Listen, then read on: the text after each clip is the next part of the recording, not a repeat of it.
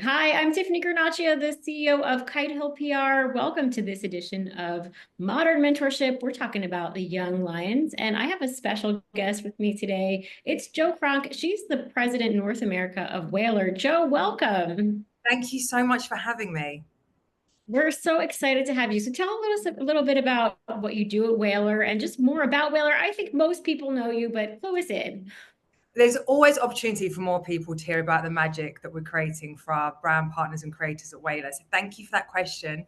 I honestly think, Sam, that I have one of the best jobs in the industry when it comes to advertising, media, and marketing. So I lead a team of about 80 innovators, creative thought leaders, and what we do is we help brands become and stay culturally relevant, which is so important today for a business, for a brand to forget grind, just to survive and then obviously thrive in this marketplace. You need to be culturally relevant, and the creators really are the folks, the faces, the voices that hold the keys to that unlock. That's such a good point about really staying relevant within the industry. And, it just continues to be disrupted. Every other day, we hear another headline about AI. And so, to stay on the forefront, you really have to think about inspiration. So, Jo, where do you find inspiration? I find inspiration from everywhere. And I look literally, I'm in my little tiny office here and I look out to the team. We have about 75, 80 people. And the diversity of our team, both when you think about diversity traditionally, but also of professional, personal backgrounds, diversity of thought, they're inspiring me honestly every day. Just walking around the streets of New York, I'm inspired. But I think, especially where we are right now as a culture, the people that are really inspiring me, personally and professionally, are the individuals who are having positive impact on the world in which we live in. That's where I'm getting a lot of inspiration from.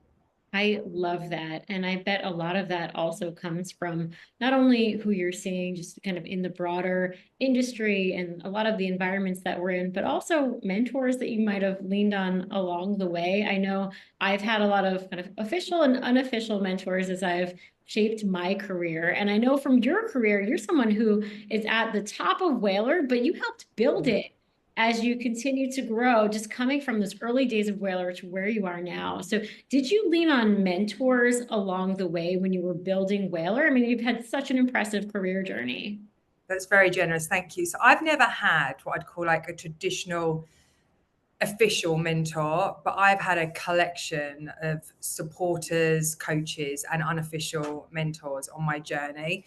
Some people, I say, probably the best coaches and mentors I've had are those who have seen something in me, whether it be positive or an area for elevation, and they've very generously given me feedback. So that's been wonderful. I think, like, when I think about those moments, I've had many sources tell me, like, Jo, just be patient, and that's something that always like gives me a moment like, okay, sometimes we do need to slow down to go faster.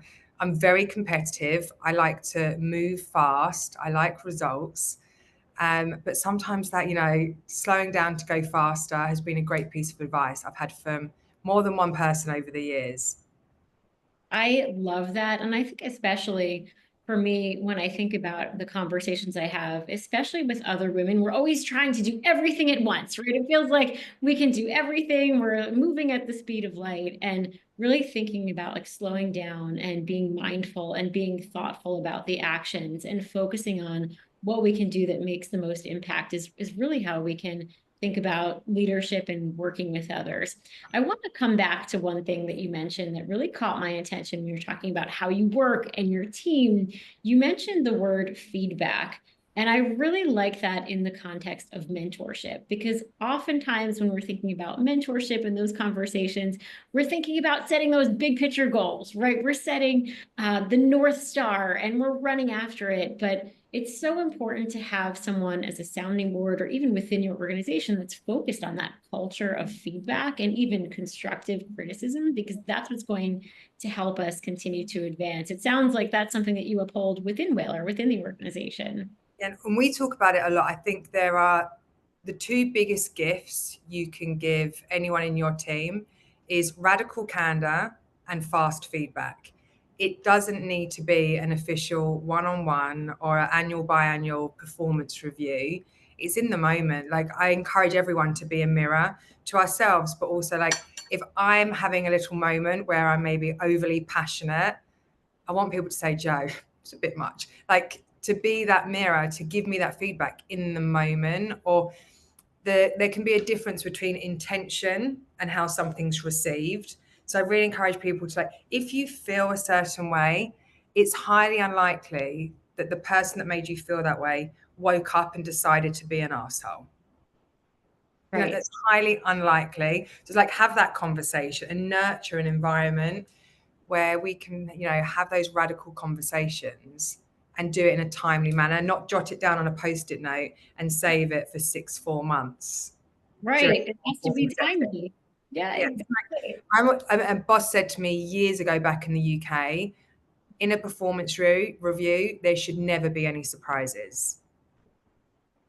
That is such a good perspective. And I think even what you're alluding to is just assume positive intent, right? When we're working with someone, that assume positive intent. I love the That's a spirit. much nicer way of saying it. Yes. Yes. Joe, I love how you think about radical candor and really how you apply it within the business. Now, when we think about the Young Lions community, it's really about connecting those rising stars with established professionals and thinking about the lessons and sharing the lessons we've learned along the way. So, in the spirit of radical candor, what's one piece of advice that you would give to someone who's competing in the Young Lions now and is looking to advance their career? So I've thought about this a lot because I'm starting, because where I'm in my career, that's the one question I probably get asked the most. And for me, it's really simple. How you achieve an outcome is more important than the outcome that you've achieved. And I think that comes from having, like, again, being highly competitive. I played a lot of sports growing up and at university back in the UK.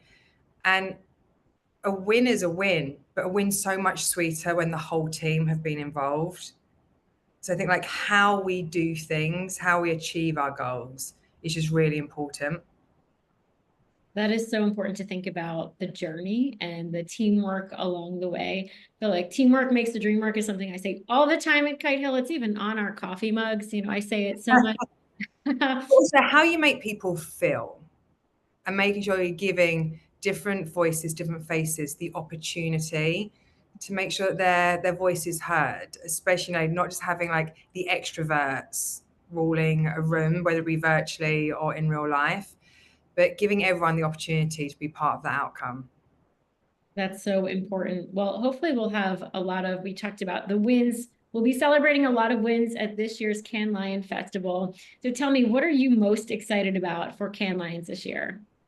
So much. I mean, sometimes, like, it feels quite selfish that I'm part of it because I've got a feeling I'm going to gain more than those that I'm going to be mentoring. But really, like, listening and learning again from like the next generation, who by definition are more diverse. They have different lived experiences.